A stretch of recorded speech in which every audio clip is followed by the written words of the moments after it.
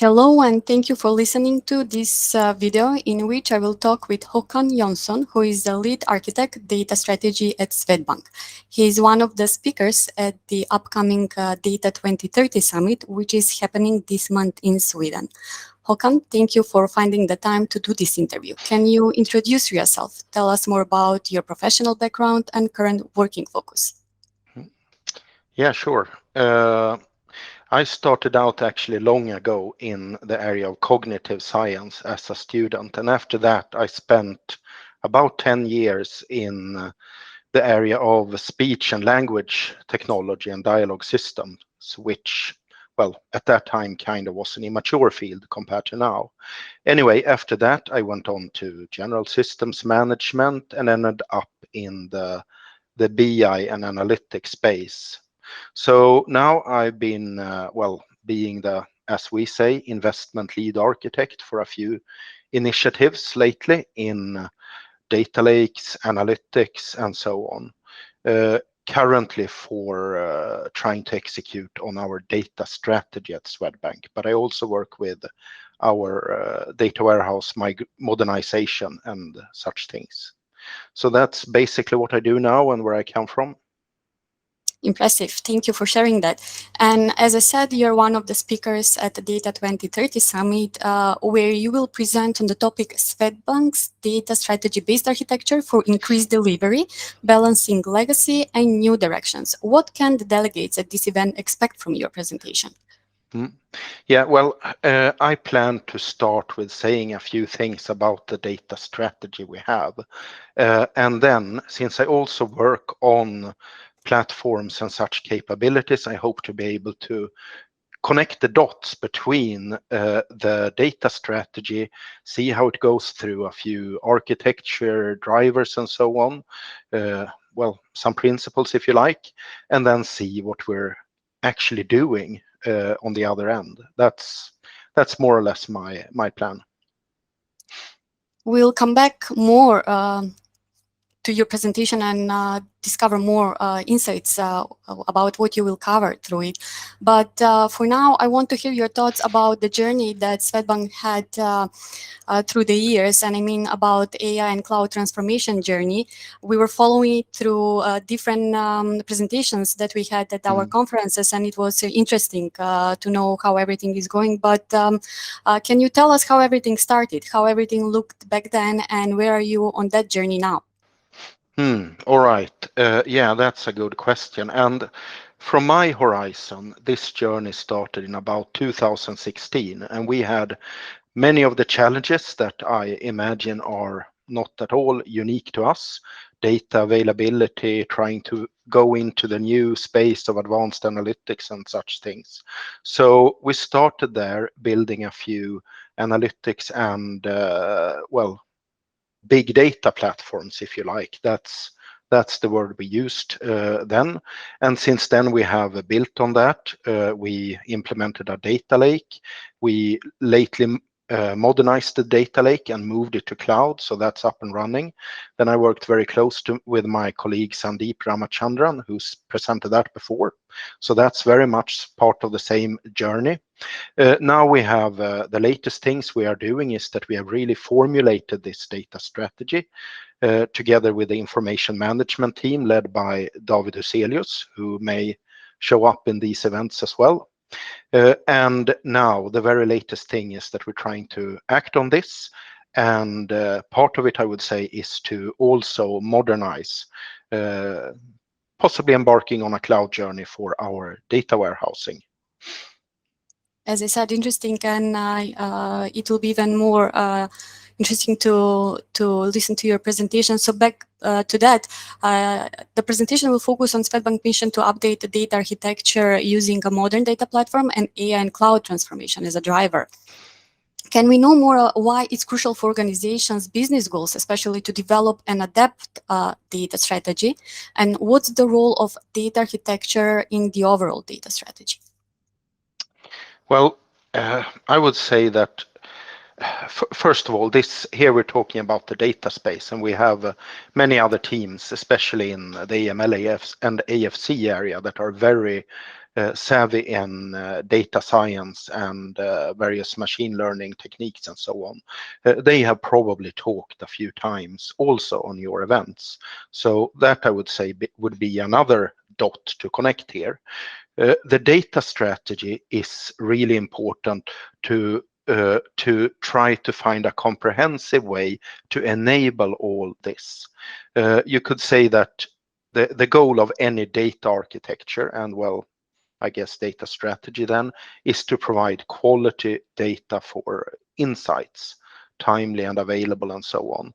So I really think that that's a very important part of the data strategy, and that's basically where I am. The other aspects are about how you actually transform culture and way of working and so on to become, well, I guess that's buzzwords, but anyway, data-driven, insight-driven, and so on. And I guess the data strategy is some kind of focal point in all this. And is there a way to align the data architecture and the data strategy? How organizations can do that? Or what are the steps that needs to be taken to do this alignment? Yeah, well, this would really be the goal, I think. And still, I think the question is quite hard, and I'm not sure I'm really going to be able to formulate any fit for all principles in this space. But I do think that you really need some kind of high level architecture for your data and where you're going.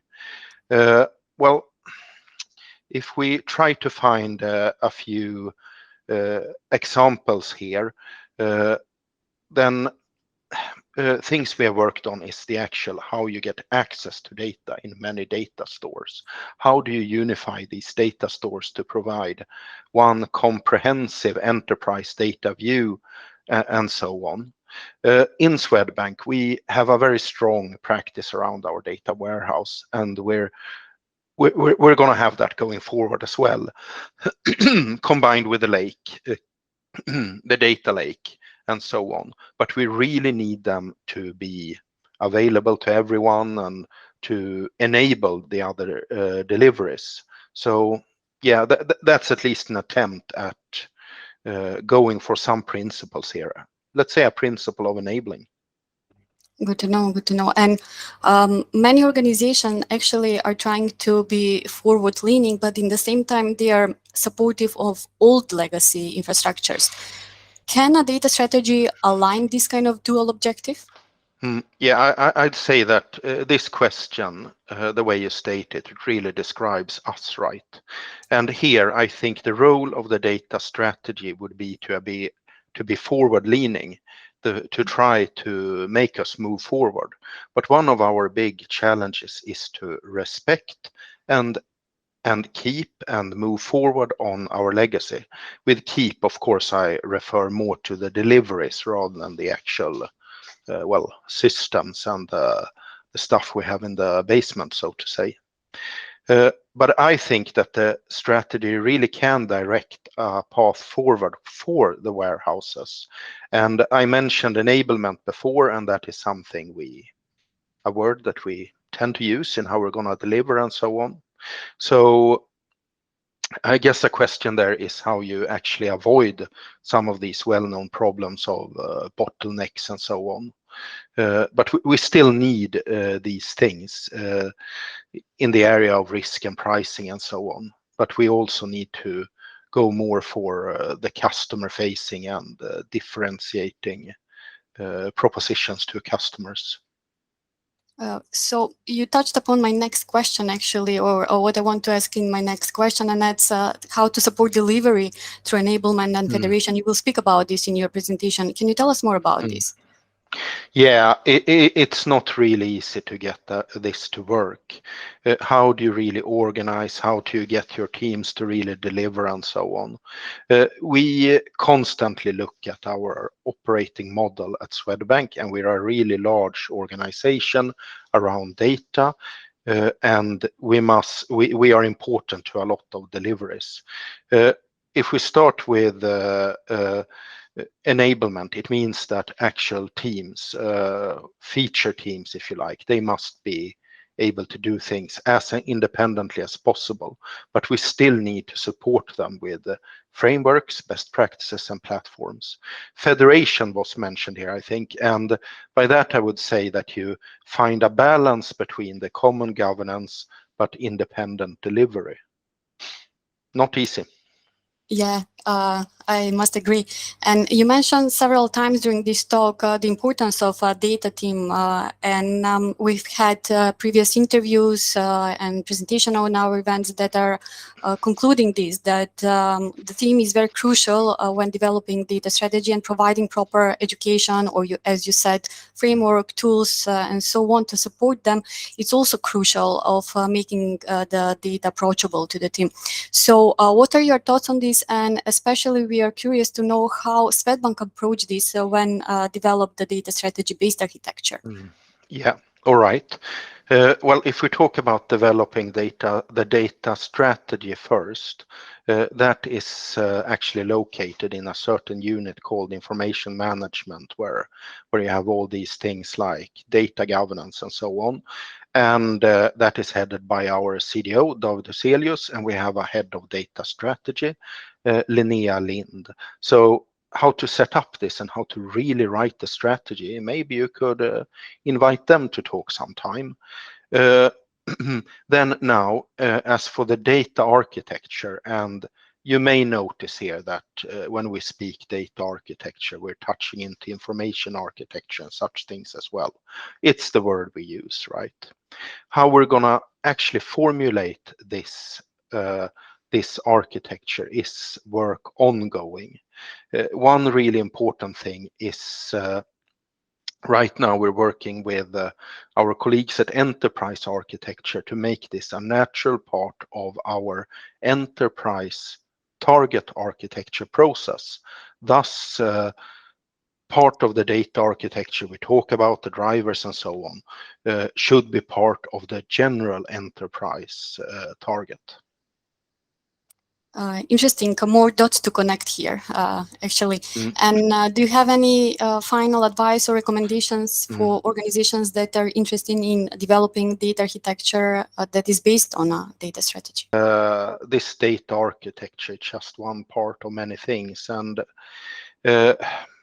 I think one reflection is actually that you have this operating model, which is really important. And many of the trends today around, most notably perhaps data mesh, is really addressing how you organize and work with the data. So I think that considering both how you work and the architecture as two sides of the same coin is important. The other part, I think, is that if you're talking about data architecture, is to really remember that it doesn't really have a lot of value in itself. It's enabler to the real value creation. So how do you really enable that? And then you need to ensure that anyone who needs it and, well, has a proper purpose for it, I guess, really does have the access to data of the right quality and so on. Yeah, I hope. Yeah, I hope that this will be helpful for organizations that are listening to this talk. And we usually end these talks with the expert's view on what's next. Do you see any upcoming trends in, let's say, next 1 to 3 years on a specific topic? And in this case, is the future of strategy-based data architecture. Yes, from my outlook, I think that data strategies are here to stay as one of the really core strategies in most enterprises. Perhaps I don't have the outlook of where everyone and everything is going, but at least at Swedbank, the data strategy is one of our core strategies. We have a set of those among a strategy for the private customers, for our general IT, and so on and so on. I generally then think that the role of architecture, no matter what strategy, is to really enable whatever the strategy directs. If you talk about data management, then I guess I have a few of my own ideas of where trends are going. I think the current very strong trend of data fabric will be ongoing to really emphasize how you handle metadata and you get a consistent view of data and availability and so on. In the other strong trend right now around data mesh, I think we'll see a bit of nuancing going forward, as it turns out that many companies have a situation like us with a strong centralized data landscape and so on. We need to figure out how to really deliver on those. A final observation that I think I have seen is that the data architectures are quite closely related to integration architectures and how you handle integration in, as we move towards more event-based data architectures and also more use of APIs to access data. That was great to hear. Thank you for sharing your expertise on this and every other question that we address in this interview. And we cannot wait more to listen to your presentation at Data 2030 Summit, which is happening again at the end of this month. All right. Thanks for having me.